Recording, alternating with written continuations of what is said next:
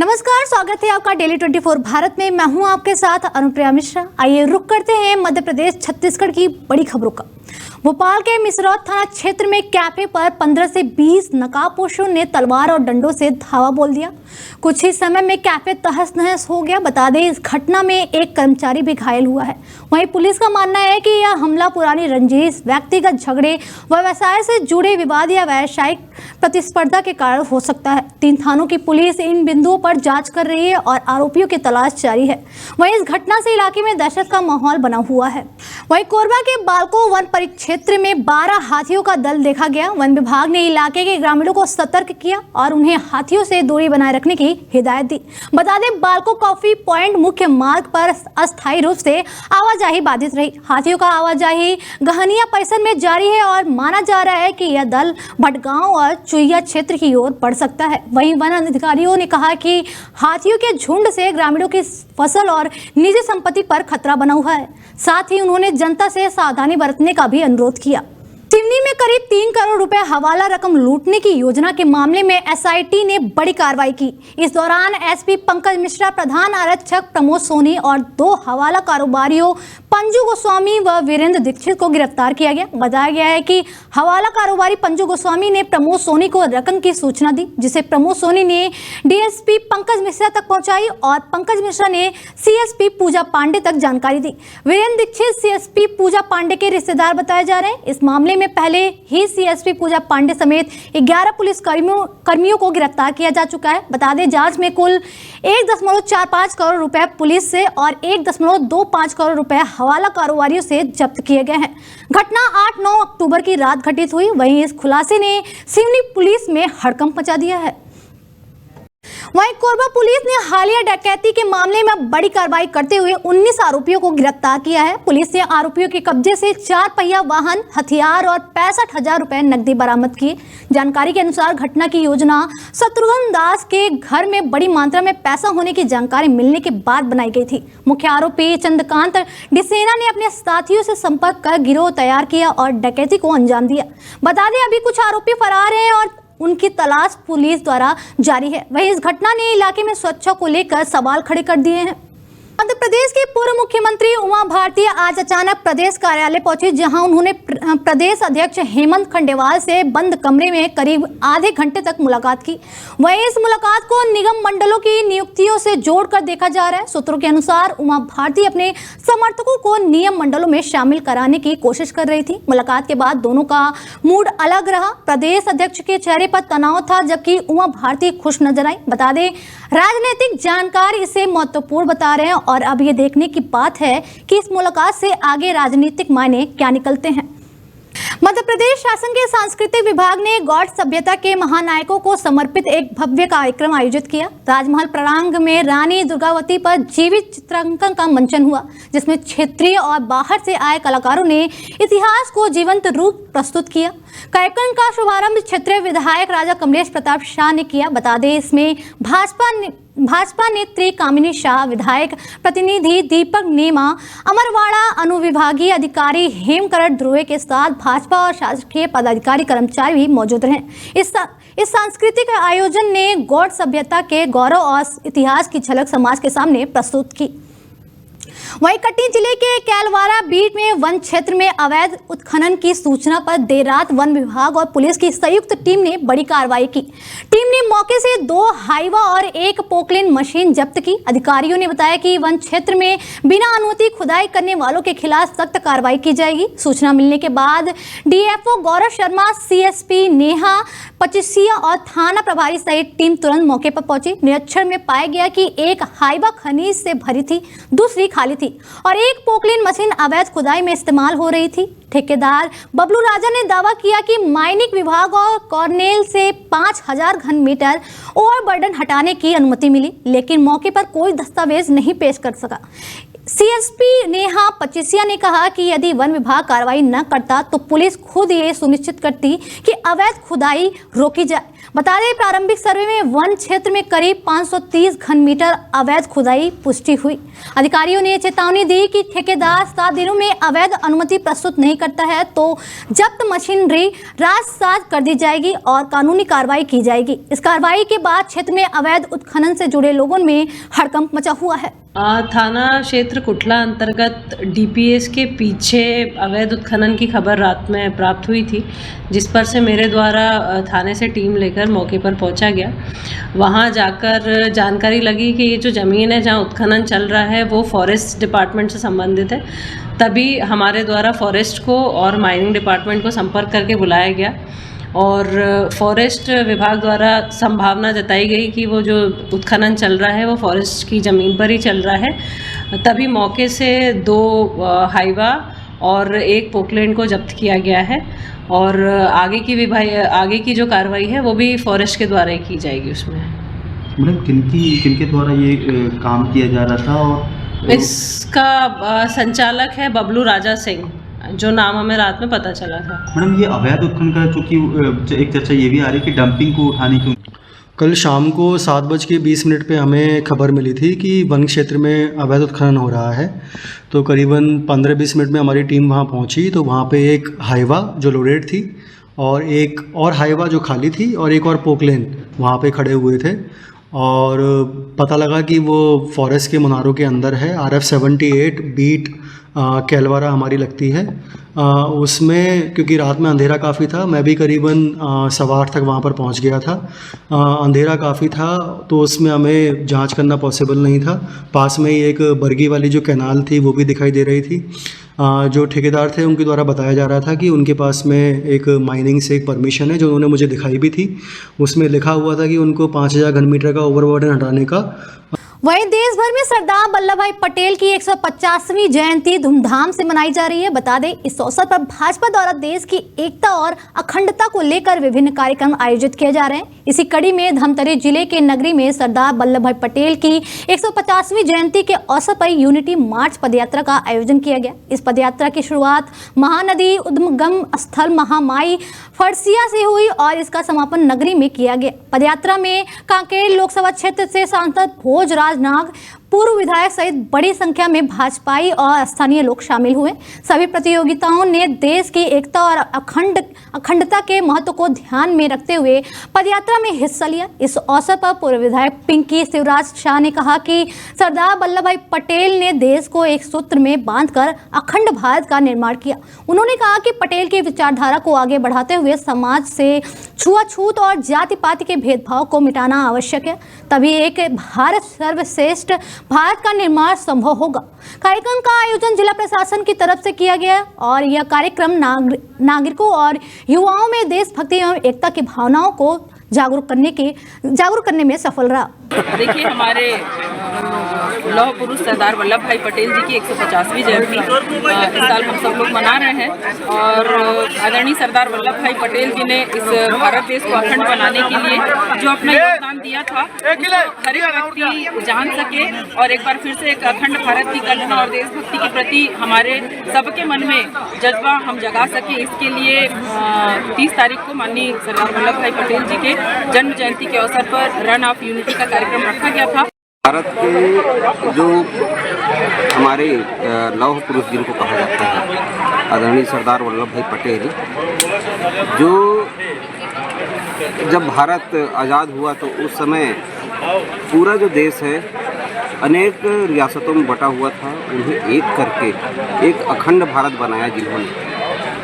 उसकी जन जन को जानकारी हो, हर व्यक्ति उसे जाने कि उनके अथक योगदान से, उनके अथक प्रयास से यह देश। छिंदवाड़ा जिले के अमरवाड़ा विधानसभा क्षेत्र में भाजपा विधायक द्वारा सरकारी स्कूलों में डिजिटल शिक्षा को बढ़ावा देने के लिए प्रयास किए गए। शासकीय एकीकृत शाला तिहाई में प्रोजेक्टर उपलब्ध कराए गए ताकि विद्यार्थियों को कंप्यूटर युग की आधुनिक शिक्षा का अनुभव मिल सके। विधायक निधि से खरीदे गए प्रोजेक्टरों का उद्देश्य डिजिटल साक्षरता को बढ़ावा देना था। हालांकि हालांकि स्कूल के कुछ शिक्षक इन उपकरणों की देखभाल और रख रखाव में लापरवाही बरत रहे हैं। कई प्रोजेक्टरों सालों से खराब पड़े हैं, जिससे छात्रों को डिजिटल शिक्षा का लाभ नहीं मिल पा रहा। यह स्थिति शासकीय एकीकृत शाला तसई में भी देखने को मिलती है, जो शिक्षा व्यवस्था और डिजिटल साक्षरता में खामियों का जीता जागता उदाहरण बन गई है। जिला कलेक्टर और जिला शिक्षा अधिकारी हर सप्ताह मॉनिटरिंग करते हैं, लेकिन शिक्षक अपनी लापरवाही पर पर्दा डालते दिखाई दे रहे हैं। अब ये देखना बाकी है कि खबर सार्वजनिक होने के बाद संबंधित विभाग और अधिकारी इस पर कितना संज्ञान लेते हैं और छात्रों को डिजिटल शिक्षा का सही लाभ दिलाने के लिए क्या आवश्यक कदम उठाते हैं। 2024 से यहाँ पर 10 जुलाई से हुआ है। ये जो प्रोजेक्टर लगा लास्ट टाइम कब चालू हुआ था? 24 जुलाई से आप यहाँ पदस्थ हैं। आपने कब चालू किए थे? इसका वो खराब हो गया था, वो यूपी से उसको सुधरवाने के लिए पहुँचाया था। तो फिर चालू नहीं हुआ ये जब से? हाँ। कितने दिन चालू रहा? 2 माह। 2 माह तब से बंद पड़ा है। कौन सा स्कूल है और क्या नाम है आपका? आपका पद क्या है? बलवान शाह ध्रुवे माध्यमिक शिक्षक, एकीकृत माध्यमिक शाला 3 से। किस पद में है? माध्यमिक शिक्षक। प्रचार भी हैं आप? नहीं। प्रभारी? प्रभारी। प्रभारी प्रचार अभी 2024 से यहाँ पर 10 जुलाई से हुआ है। ये जो प्रोजेक्टर लगा लास्ट टाइम कब चालू? वहीं अपनी जनता पार्टी के तत्वाधान में आयोजित संविधान सम्मान एवं जनहित यात्रा आज नगर पलेरा पहुंची। यात्रा का नेतृत्व पार्टी के राष्ट्रीय अध्यक्ष, पूर्व नेता प्रतिपक्ष एवं उत्तर प्रदेश के पूर्व कैबिनेट मंत्री स्वामी प्रसाद मौर्य ने किया। सबसे पहले उन्होंने बाबा साहब की प्रतिमा पर फूल माला अर्पित की। इस दौरान उन्होंने केंद्र और भाजपा शासित राज्यों की सरकारों पर जमकर निशाना साधा। सभा को संबोधित करते हुए मौर्य ने कहा कि देश में लोकतांत्रिक मूल्यों और संविधान की रक्षा के लिए जनता को एकजुट होने की आवश्यकता है। उन्होंने आरोप लगाया कि भाजपा सरकार जनहित के मुद्दों से भटक चुकी है और आम जनता की समस्याओं को अनदेखा कर रही है। स्वामी प्रसाद मौर्य ने कहा कि यात्रा का उद्देश्य संविधान के प्रति जागरूकता फैलाना, सामाजिक न्याय को मजबूत करना और जनता की समस्याओं को सरकार तक पहुंचाना है। उन्होंने किसान, गरीबी और शिक्षा से वंचित वर्ग के मुद्दों पर भी सरकार को चुनौती दी। यात्रा के दौरान कार्यकर्ताओं ने जोरदार स्वागत किया, तुलादान किया और बड़ी संख्या में लोग शामिल हुए। उन्होंने चेतावनी दी कि यदि जनता के मुद्दों पर समाधान नहीं हुआ तो आंदोलन और तेज किया जाएगा। यात्रा में राष्ट्रीय और प्रदेश स्तर के कई वरिष्ठ नेता शामिल हुए, जिसमें एडवोकेट शादाब खान, भगवती प्रसाद सागर, धनपत राम मौर्य, करण सिंह लोधी, सुभाष चंद्र लहरी, अशोक स्वामी, शतरंज कुशवाहा, महादेव कुशवाहा, आर.डी. प्रजापति, सी.बी. कुशवाहा, राम सहाय राजपूत और प्रताप नारायण सिंह कुशवाहा शामिल थे। पन्ना जिले के शाहनगर तहसील में मुख्यमंत्री की सभा के दौरान यूथ कांग्रेस के कार्यकर्ताओं ने विभिन्न मुद्दों को लेकर विरोध प्रदर्शन किया। पवई पुलिस ने उन्हें रोकते हुए नजरबंद किया। सभा में पन्ना जिले के कई सौगातों की घोषणा भी की गई। तो जिले का बमीठा गांव अब पिछड़ा गांव नहीं रह गया। अब इस गांव में भी उम्मीद पलती है। बच्चों के सपनों को पंख देने के लिए शिक्षा की व्यवस्था मिलती है, इलाज के लिए अस्पताल है, सड़कें हैं और सबसे ज़्यादा खास बात बमीठा में लोगों को डर नहीं लगता, क्योंकि अब सुरक्षा के लिए पुलिस हर वक्त एक्टिव है। और इन सब का श्रेय जाता है इस गांव के सरपंच संत जैन पर, जिन्होंने सिर्फ कागज नहीं, लोगों की ज़रूरतों को पकड़ा और उन्हें धरातल पर उतारने का काम किया। देखिए ये खास रिपोर्ट। छतरपुर जिले का वो गांव जो अब गांव नहीं रहा। सड़कें, रोशनी, सुविधा और विकास में किसी बड़े शहर से कम नहीं है, जिसका नाम है बमीठा। हमारी टीम ने बमीठा ग्राम पंचायत की आवाज़ को शासन प्रशासन तक पहुंचाने के लिए एक कोशिश की है। ग्राम पंचायत का कहना है बमीठा ग्राम पंचायत इतना विकसित है तो बमीठा को नगर परिषद का दर्जा दिया जाए। इस रिपोर्ट में देखिए और आप लोग भी कमेंट करके बताइए आप इस मांग से कितने सहमत हैं। ये गांव है बमीठा।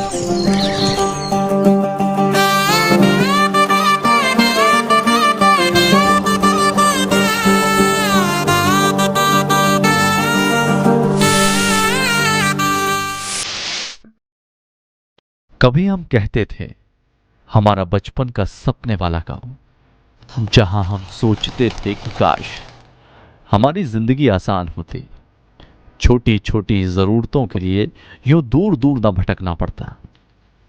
वक्त बदला, लोग बदले, पर सबसे ज़्यादा हमारा बमीठा बदल गया। पहले में अब में तो बहुत अंतर है। पहले तो कुछ नहीं था, अब तो हर जगह चारों तरफ विकास ही विकास। ये गांव है बमीठा, जहां मिट्टी की महक है, जहां सपनों के पंख है और आसमान की चहक है। हर सुबह सूरज कहे चलो आगे बढ़ चलो, यहाँ की हवा में जोश है, हर दिल में जल जला। आज वही गलियां, वही रास्ते, लेकिन एहसास अलग है। जो सपने हमने बचपन में आंखों में रखे थे, आज वो सपने हकीकत बनकर हमारे सामने खड़े हैं।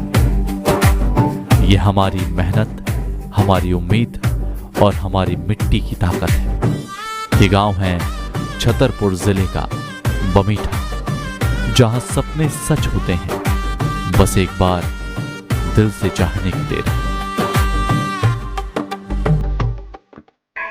तो के अब जैसे रुकते ना रुकते मकान मंगवाते नाम भाया मार देते, और जैसे परेशानी कभी पड़ जाते कोई छता पर समझाने अब ऐसा कि जो कहेगा सब पची होगा, अस्पताल होगा, पानी की होगा, सब कुछ सुविधा होगा, बाजार को सब कुछ। और आज बमीठा सिर्फ एक गांव नहीं रहा, ये उम्मीद का नाम बन चुका है।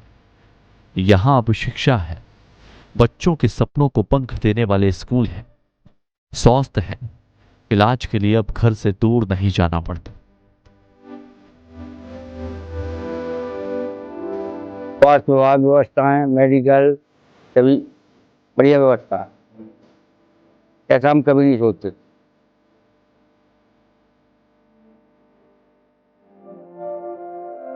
अच्छी सड़कें जो सुबह की धूप की तरह हमारी राहों को आसान बनाती, बिजली है, रातें अब अंधेरी नहीं उजालों से भरी है, पर्यावरण है, हरियाली और एक नया सा सुकून है इस हवा, और सबसे बड़ी बात सुरक्षा है। जिस समय ये कस्बे में हो तो आउटर में रहो, ये आउटर में हो तो सारी तरफ चेक करते रहना, कोई फोटो, आधार कार्ड और वापसी में एंट्री जरूर करवाएं। हमारा गांव अब डर की जगह नहीं, अपनों की गोद जैसा लगता है। ये सब कुछ यूं ही नहीं हुआ। सरकार की योजनाएं तो थी ही, लेकिन उन योजनाओं को हम तक पहुंचाने का काम किसी ने दिल से किया, और वो हैं हमारे सरपंच सनत जैन जी, जिन्होंने सिर्फ कागज नहीं पढ़े, हमारी जरूरतों को पढ़ा, जिन्होंने सिर्फ मीटिंग नहीं की, हमारे घरों तक पहुंच पाए, जिन्होंने सिर्फ वादे नहीं किए, सपने पूरे किए। पहले भैया ऐसी गैल आती धुर गैलू, अब रोड बढ़िया बन चुके, बढ़िया पंचायत से व्यवस्था मिलने लगी, और अब बढ़िया सब चीजों की व्यवस्थाएं हो रही हैं, बढ़िया सरपंच है। आज ये गांव जो कभी एक बचपन का सपना था, हकीकत बनकर हमारे सामने खड़ा। हमारी पंचायत एकदम विकास की ओर अग्रसर है और हम इसके लिए सतत प्रयास कर रहे हैं। चूंकि अब हम चाहते कि इस पंचायत को नगर पंचायत बनाने का प्रयास हमारी तरफ से किया जा चुका है। अपनी आसपास की दो पंचायत और एक बमीठा पंचायत, ग्राम पंचायत घूरा और ग्राम पंचायत पीरा को जोड़कर इसका विकास नगर पंचायत के लिए हम प्रस्तावित कर चुके हैं, और हमें उम्मीद है कि शासन इसको जल्दी ही पूर्ण करके नगर परिषद बनाएगी, ताकि इससे। और अब बस एक कदम और दूर, अगर बमीठा को नगर परिषद का दर्जा मिल जाए तो इस गांव पर वाकई 4 चांद लग जाएंगे। इस पंचायत में सभी बैंक, भारतीय state bank, axis bank, Indian bank, Madhyanchal bank, जिला सहकारी बैंक, सभी सुविधाएं इस ग्राम पंचायत में उपलब्ध हैं। इसके अलावा तहसील का उपकेंद्र पटवारी ऑफिस भी है, यहाँ पे खाद का गोदाम भी यहाँ पर है, और यहाँ का जो मार्केट, बहुत सुंदर मार्केट यहाँ व्यवस्थित है यहाँ पे, और ऐसी सुविधाएं इस ग्राम पंचायत में है। फिर भी पंचायत के माध्यम से कई काम किए जाते हैं, लेकिन फिर भी नगर पंचायत की मांग ग्राम पंचायत जो कर रही है वो बिल्कुल जायज़ है, क्योंकि विकास अभी कुछ अछूते हैं, तो उसके लिए ग्राम पंचायत का नगर पंचायत होना बहुत ही जरूरी है। ये गांव है छतरपुर जिले का बमीठा, जहां सपने सिर्फ देखे नहीं जाते, पूरे भी किए जाते हैं। ये बमीठा है साहब, यहाँ हर दिल बेमिसाल है। बमीठा बमीठा विकास की उड़ान, बमीठा बमीठा हर कदम नई पहचान। यहाँ मेहनत है इबादत, यहाँ कर्म है भगवान। बमीठा बमीठा हमारा अभिमान।